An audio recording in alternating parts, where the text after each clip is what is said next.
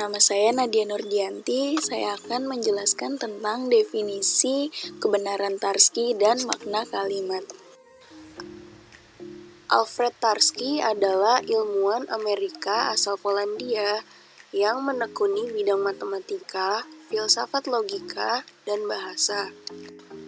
Pendapat Alfred Tarski yang cukup terkenal adalah bahwa kebenaran adalah properti milik sebuah kalimat dan bukan milik sebuah situasi dunia. Tarski juga menyatakan bahwa bahasa yang dipakai sehari-hari untuk percakapan seperti Inggris, Prancis, Indonesia, atau bahasa-bahasa bangsa lain disebut dengan bahasa semantik tertutup, yang berarti bahwa bahasa objek dan metabahasa terekspresikan secara sama. Sedangkan bahasa yang diperlukan untuk menentukan kebenaran filsafat adalah bahasa formal yang secara semantik terbuka, yang berarti bahwa objek dan metabahasanya berbeda. Dalam hal ini, matematika, bahasa pemrograman komputer, atau bahasa mesin adalah bahasa-bahasa yang termasuk dalam semantik terbuka. Menurut Tarski, definisi tentang apapun yang diajukan mengenai kebenaran tentunya memiliki konsekuensi keseluruhan ekuivalensi bentuk sebagai berikut. Yang pertama, suatu kalimat K adalah benar dalam suatu bahasa B jika dan hanya jika T dengan T adalah terjemahan K ke dalam bahasa kedua atau metabahasa. Kondisi ini disebut Tarski sebagai konvensi T.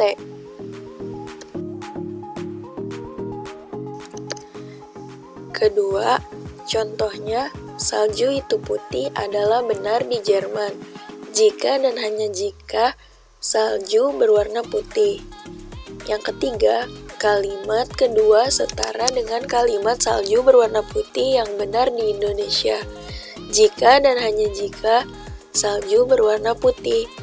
Karena pada kenyataannya, entah di Indonesia atau di Jerman, salju itu berwarna putih, sesuai antara kalimat dan kenyataannya. Contoh ini menunjukkan pentingnya definisi perbedaan bahasa objek dan metabahasa. Perbedaan semantik terbuka dan semantik tertutup adalah hal penting bagi Tarski. Alasan pertama adalah karena Tarski berpendapat bahwa semantik terbukalah yang memiliki definisi benar. Kedua, ketika bahasa objek dan metabahasa identik, timbul paradoks macam paradoks dusta yang tidak dapat ditentukan kebenarannya. Contohnya pada kalimat nomor 4. Kalimat ini adalah salah. Kalimat keempat ini tidak dapat ditentukan kebenarannya karena merujuk pada dirinya sendiri. Jika kalimat keempat benar, ia akan salah. Jika nilai kalimat keempat salah, maka ia akan benar. Oleh karena itu, Tarski berpendapat bahwa kebenaran hanya dapat didefinisikan secara penuh dengan bahasa terbuka. Bahasa terbuka adalah bahasa yang dijelaskan dengan bahasa di luar bahasa objek atau seperti metabahasa. Dengan demikian, kebenaran sebuah kalimat mencakup prosedur pencocokan atau pengujian kalimat dengan seperangkat kondisi yang membenarkan kalimat tersebut.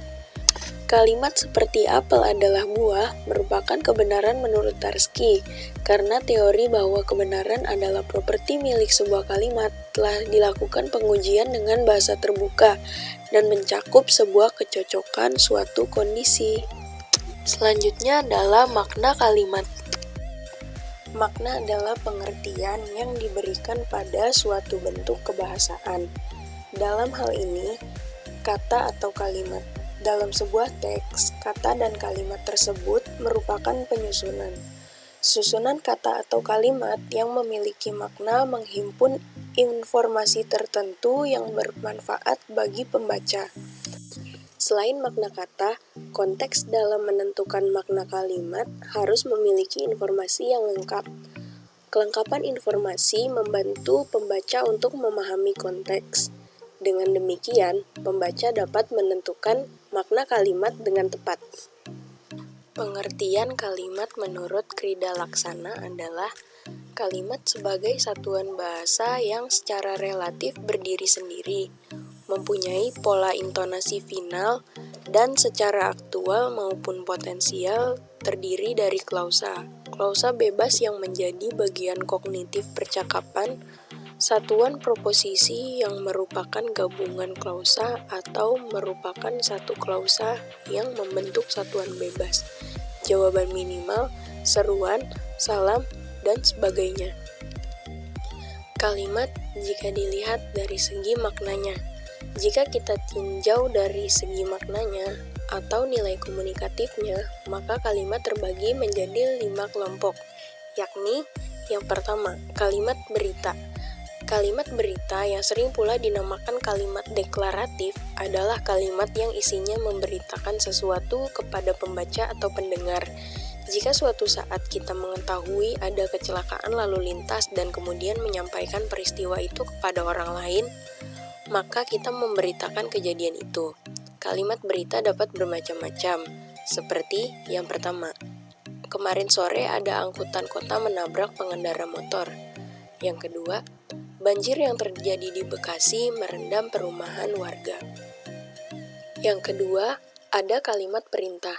Kalimat perintah atau kalimat imperatif adalah kalimat yang maknanya memberikan perintah untuk melakukan sesuatu. Kalimat yang dapat memiliki bentuk perintah pada umumnya adalah kalimat tak transitif atau transitif, baik aktif maupun pasif.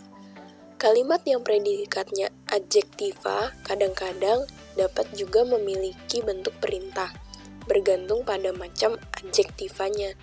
Sebaliknya, kalimat yang bukan verbal atau adjektival tidak memiliki bentuk perintah.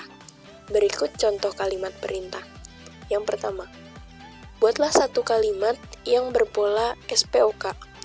Yang kedua, pergilah ke sekolah. Yang ketiga, kalimat perintah tak transitif. Kalimat perintah tak transitif dibentuk dengan mengikuti kaidah berikut. Yang pertama, hilangkan subjek yang umumnya berupa pronomina persona kedua.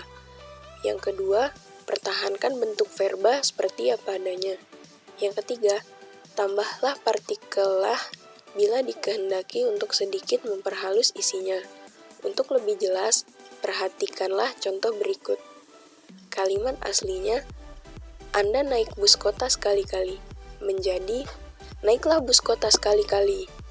Kalimat yang kedua, kamu berlibur ke tempat nenekmu, menjadi, berliburlah ke tempat nenekmu.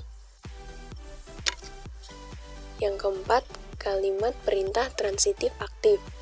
Kaidah untuk membuat kalimat perintah yang verbanya transitif mirip dengan kaidah yang untuk tak transitif, kecuali mengenai bentuk verbanya. Pada kalimat transitif, verbanya harus diubah menjadi bentuk perintah terlebih dahulu dengan menanggalkan prefiks meng dari verbanya. Kalimat pertama adalah kalimat berita, sedangkan kalimat kedua adalah kalimat perintah. Contoh, engkau mencari pekerjaan apa saja, menjadi, carilah pekerjaan apa saja. Yang kedua, kamu membelikan adikmu sepatu baru, menjadi, belikanlah adikmu sepatu baru. Yang kelima adalah kalimat perintah bentuk pasif. Kalimat perintah dapat pula dinyatakan dalam bentuk pasif. Bentuk verbanya masih tetap dalam bentuk pasif. Dan urutan katanya juga tidak boleh berubah. Dalam bentuk tulis, bentuk itu ditandai lagi dengan tanda baca seru. Sedangkan dalam bentuk lisan dengan nada yang agak naik. Seperti contoh dalam kalimat berikut. Kontrak ini dikirim sekarang. Konsep perjanjian itu diketik serapi-rapinya ya.